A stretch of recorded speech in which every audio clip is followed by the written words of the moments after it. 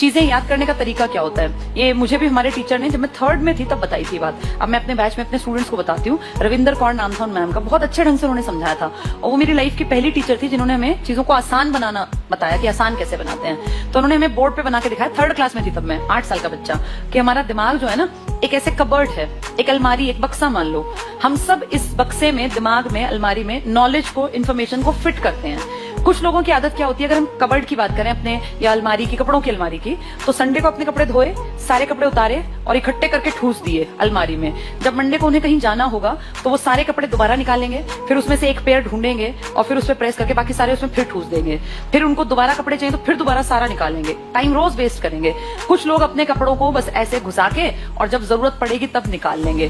फिर जब वो कपड़े निकालते हैं तो उनकी दुगनी मेहनत लगती है, क्योंकि इन कपड़ों में इतनी सिलवटें पड़ गई हैं कि उसको प्रेस में टाइम लगेगा। ये इन्फॉर्मेशन भी होती है जो सिर्फ पढ़ते जाते हैं, पढ़ते जाते हैं, पढ़ते जाते हैं। दिमाग में इन्फॉर्मेशन इतनी घुसा ली कि एग्जाम में याद ही नहीं आएगा कि मैंने पढ़ा क्या था। एक बार सुना नहीं ऐसा कि आता तो था पर एग्जाम में याद नहीं आया, ऐसे सेट की थी इन्फॉर्मेशन।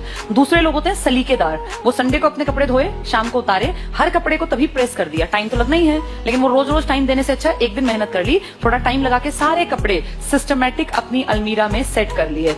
अब जब इनको मंडे को जाना है और इसको व्हाइट शर्ट चाहिए तो इसको पता है व्हाइट शर्ट यहाँ रखी है, ब्लैक पैंट यहाँ रखी है, नीली कमीज वहां है। इसको रोज टाइम नहीं वेस्ट करना, ये रोज टाइम खराब करेगा। ऐसे ही तुम लोग हो, हम भी ऐसे ही थे। ये हमें 3rd में बताया था मैम ने कि जितनी चीजें सीखो ना उनको ऐसे सेट करना, जब जरूरत पड़े एग्जाम में तो तुरंत आंसर निकल के सामने आए।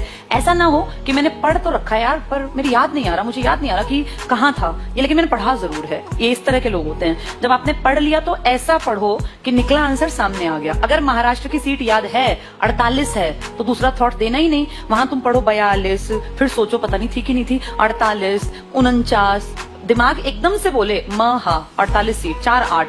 जिस दिन तुम ये सीख गए ना कि आंसर कहाँ है, हर एक ऑप्शन नहीं पढ़ना, मेरी नजर ही आंसर ढूंढ रही है, उस दिन सिलेक्शन होगा। अगर तुम चारों पढ़ के विचार करते हो ना तो अभी बहुत ज्यादा तैयारी की जरूरत है, और अभी तो तुम्हारा वही हालत होगी क्योंकि तुम इनिशियल पर हो। तो ये सिस्टम होता है। और ये चीजें कब आती हैं, जब कोई हमें ट्रिक्स बता दे। अब मैंने तुम्हें पूरे देश की 543 सीटों का तरीका बताया, तो इस तरीके में क्या हुआ, चीजें ऐसे बैठ गई दिमाग में।